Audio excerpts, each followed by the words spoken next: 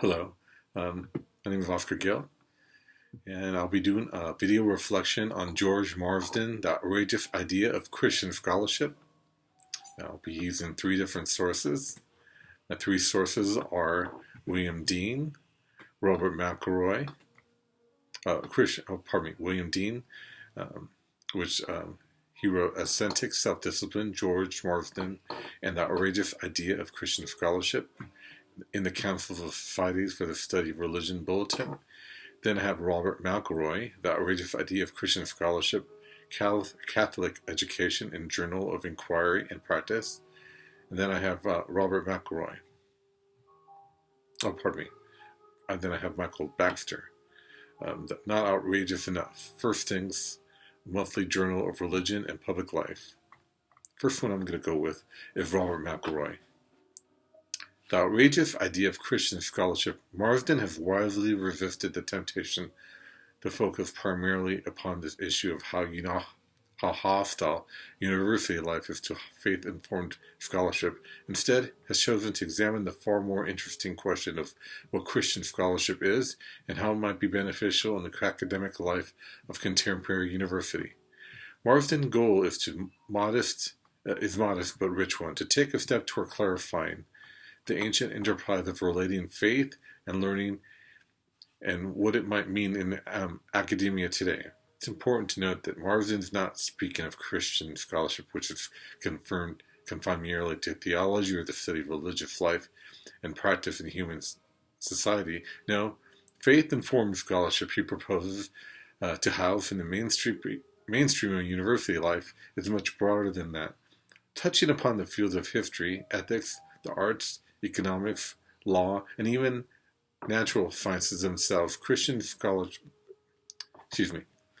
perspectives can have influence in academic discipline when it comes to questions of larger meaning. Now, William Dean, on the other hand, he says, he points out, in defending the place of Christian scholarship in secular university, Marsden makes no special pleas and relaxes no scholarly criteria. If a Christian interpretation of secular topic conflicts with some other interpretation, then the conflict should be adjudicated pragmatically. And if this test account is unsuccessful, so much the worse. In the university, even as Marsden would have it, the sources of knowledge and authorities for knowledge become irrelevant. What is irrelevant is the believability of the results. So in epistemology and cosmology are replaced by consequentialism. Marsden implies that it is not he in particular, but the university, and its own logic must now insist that Christian scholarship be given a regular chair at the scholarly banquet.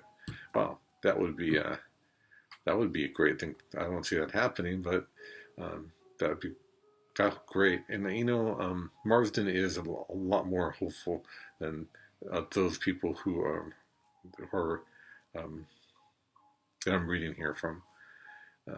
So Michael Baxter, on the other hand, he says in his book, Marsden appeals to R.R. Tolkien's The Lord of the Rings, a phenology for the way Christian scholars should approach our work. He suggests that we think that our understanding of things is equivalent to the hobbits in Tolkien's world. The most important thing to take into account that we are involved in a great spiritual struggle between the forces of darkness and light. Beyond knowing that, we can understand these forces only imperfectly. Nonetheless, as limited creatures, we accept that our role is to do what we can to promote the cause of the light, and use all our talents where they can be helpful. This describes our situation rather well, I think, though it's important to note that Fredo and his companions rely in making their journey on the wisdom of the ancients and ancient kings and wizards and ancient stories and poems, ancient images and symbols and ancient teachings on the use of abuse in the cause of doing good.